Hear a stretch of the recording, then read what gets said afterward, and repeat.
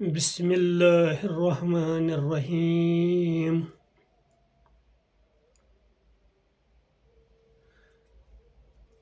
درس قرآن کے سلسلے میں سورۃ البقرہ کی 83ویں آیت کریمہ کی تلاوت، اس کا ترجمہ اور تفسیر ملاحظہ فرمائیں۔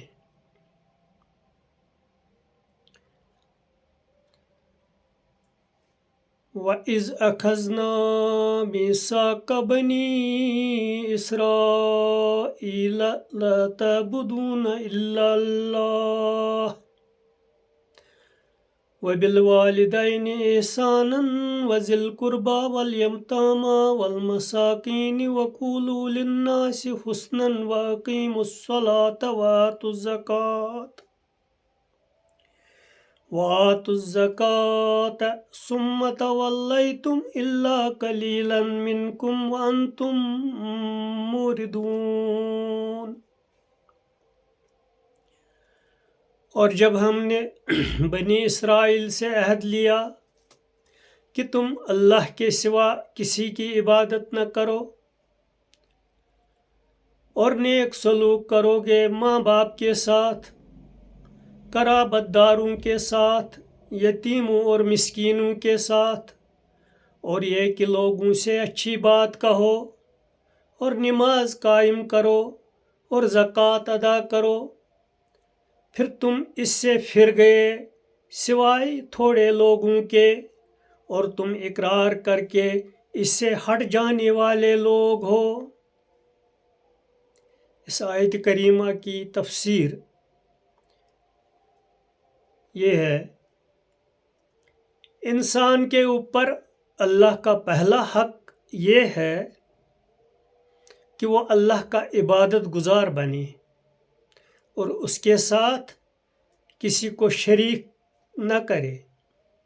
دوسرا حق بندوں کے ساتھ حسن سلوک ہے۔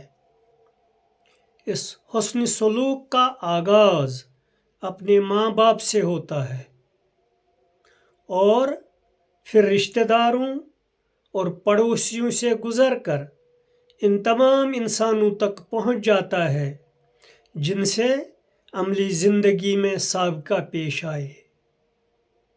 ایک انسان اور دوسرے انسان کے درمیان جب بھی کوئی معاملہ پڑے تو وہاں ایک ہی برتاؤ اپنے بھائی کے ساتھ درست ہے، اور وہ وہی ہے جو انصاف اور خیر خواہی کے مطابق ہو۔ اس معاملہ میں آدمی کا اصل امتحان یتیموں اور مسکینوں بالفاظ دیگر کمزور افراد کے ساتھ ہوتا ہے، کیونکہ جو طاقتور ہے اس کا طاقتور ہونا خود اس بات کی ضمانت ہے کہ لوگ اس کے ساتھ حسن سلوک کریں، مگر کمزور آدمی کے ساتھ حسن سلوک کے لیے اس قسم کا کوئی اضافی محرک نہیں ہوتا۔ اس لیے سب سے زیادہ حسن سلوک جہاں مطلوب ہے وہ کمزور لوگ ہیں۔ حقیقت یہ ہے کہ جہاں ہر چیز کی نفی ہو جاتی ہے وہاں خدا ہوتا ہے۔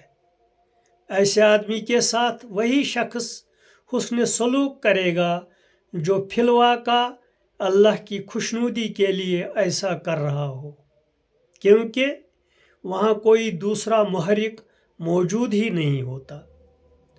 جب معاملہ کمزور آدمی سے ہو تو مختلف وجوہ سے حسن سلوک کا شعور دب جاتا ہے، کمزور آدمی کو مدد دی جاتی ہے، اس کا نتیجہ یہ ہوتا ہے کہ پانے والے کے مقابلہ میں دینے والا اپنے کو اونچا سمجھنے لگتا ہے۔ یہ نفسیات کمزور آدمی کی عزت نفس کو ملحوظ رکھنے میں رکاوٹ بن جاتی ہے۔ کمزور کی طرف سے متوقع نیاز مندی کا اظہار نہ ہو تو فوراً اس کو نااہل سمجھ لیا جاتا ہے اور اس کا اظہار مختلف تکلیف دہ صورتوں میں ہوتا رہتا ہے۔ ایک دو بار مدد کرنے کے بعد یہ خیال ہوتا ہے کہ یہ شخص مستقل طور پر میرے سر نہ ہو جائے، اس لیے اس سے چھٹی لینے کی خاطر اس کے ساتھ غیر شریفانہ انداز اختیار کیا جاتا ہے۔ بھلی بات بولنا تمام اعمال کا خلاصہ ہے۔ ایک حقیقی خیر خواہی کا کلمہ کہنا آدمی کے لیے ہمیشہ سب سے زیادہ دشوار ہوتا ہے۔ آدمی اچھی تقریریں کرتا ہے، مگر جب ایک اچھی بات کسی دوسرے کے اعتراف کے ہم معنی ہو تو آدمی ایسی اچھی بات منہ سے نکالنے کے لیے سب سے زیادہ بخیل ہوتا ہے۔ سامنے کا آدمی اگر بے زور ہے تو اس کے لیے شرافت کے الفاظ بولنا بھی وہ ضروری نہیں سمجھتا۔ اگر کسی سے شکایت یا برہمی پیدا ہو جائے تو آدمی سمجھ لیتا ہے کہ وہ انصاف کے ہر خدائی حکم سے اس کو مستثنی کرنے میں حق بجانب ہے۔ وآخر الدعوانا ان الحمد للہ رب العالمین۔